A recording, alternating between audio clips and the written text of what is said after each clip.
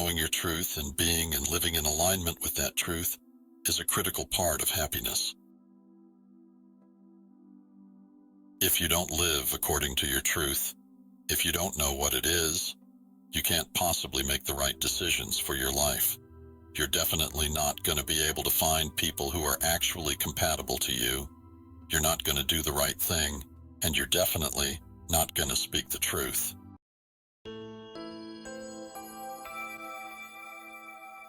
The downside of the process of socialization, which all of us go through, is that we are trained that certain things are unacceptable and certain things are acceptable.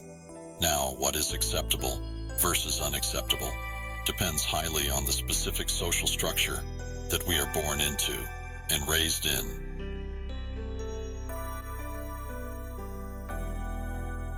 Gonna feel shame about it. And when we feel shame about it, we're gonna automatically go into this behavior where we suppress, ignore, reject, and try to disown and deny that truth. We do this so effectively for the sake of our own survival that we don't only hide this truth from other people, we also try to hide it from ourselves.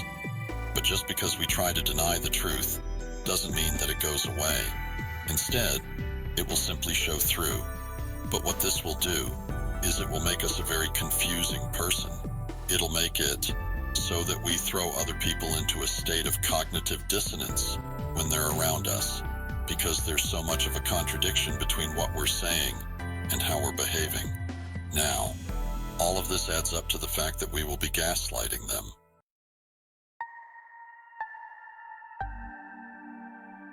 So let's discuss what we mean by gaslighting. To gaslight someone is to sow seeds of doubt in their mind that make them question their own sense of personal truth and reality. Things like memory, judgment, perception, feelings, etc. It's to try to convince someone that what they see, they didn't see, what they hear, they didn't hear, what they feel, they have no reason to feel.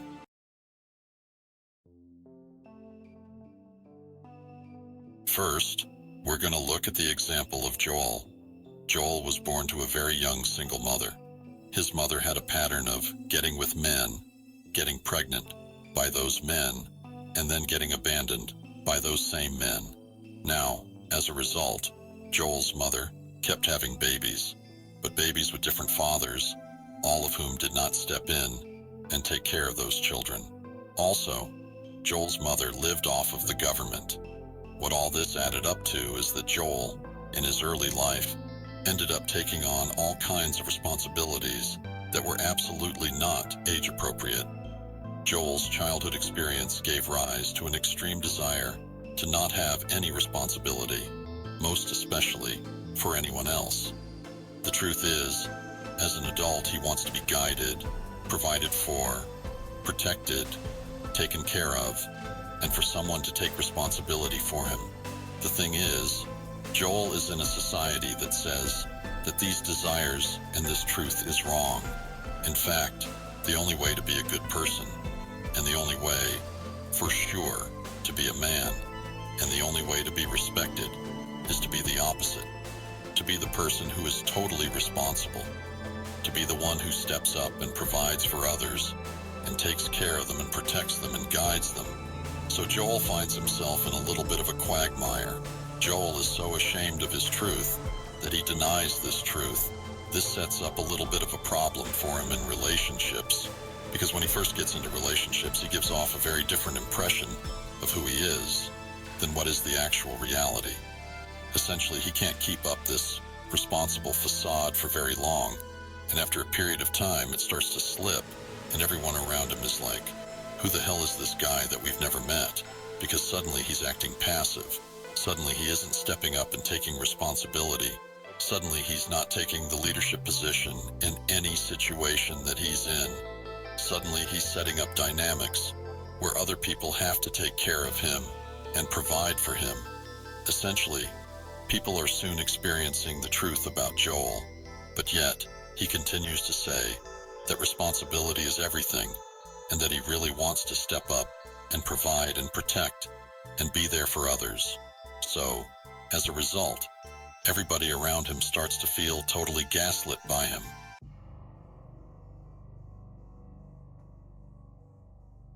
Our next example is Kala. Kala is a woman who was born and raised in, and still lives in, a Muslim community. And to be honest with you, Kala has never really fit in very well.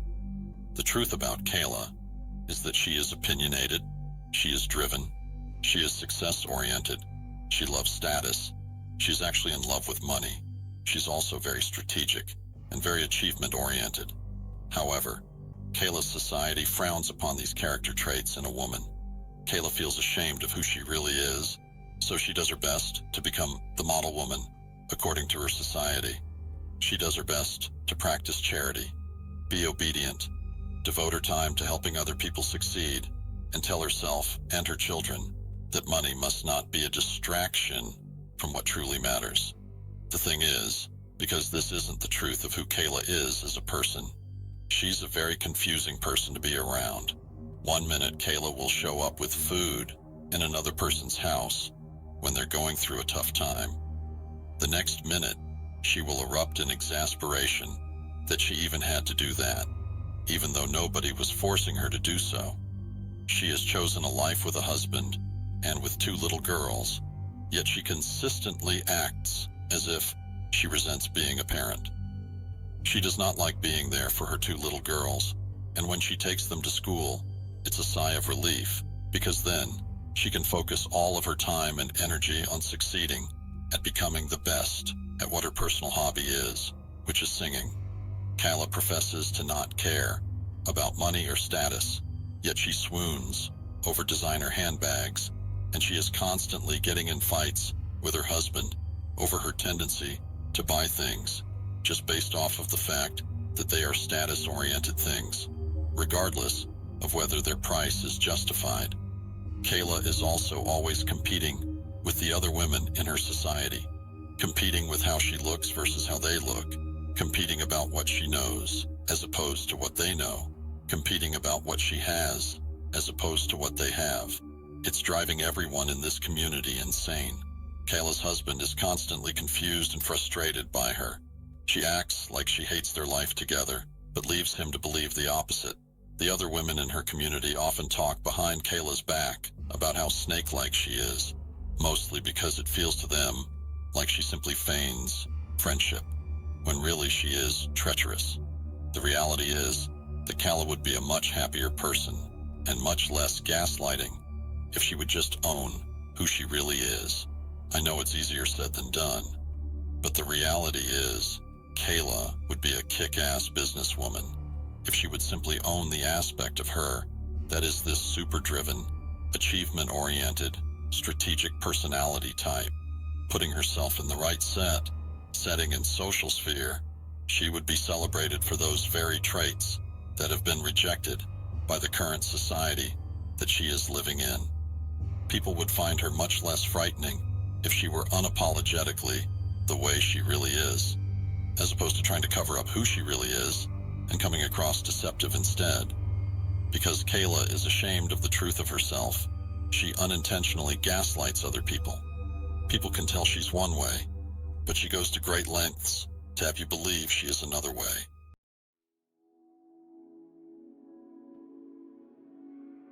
There is such a thing as intentional conscious gaslighting, which is a form of psychological abuse, but there is also the reality of this unconscious, unintentional gaslighting.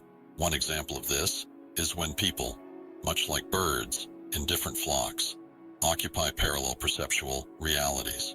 But unintentional gaslighting can also occur if somebody is so ashamed of a truth that even though you see it, they are still in the process of trying to deny it, similar to a bird hiding its nest from predators. Therefore, if you find yourself in a situation where you feel like somebody is gaslighting you about themselves, you might want to consider that you're only going to reach the truth if one, either you are able to make that truth that they currently are denying because of shame okay for them to have, or 2, that person becomes brave enough to stand by and own that truth, regardless of any potential consequences, just like a bird defending its territory. Have a good week. If you liked this video, be sure to hit the like button, subscribe to my channel, and consider sharing this video with your friends. You can also click on the bell icon to be notified of the next time that I post a video. I'll see you in the next video.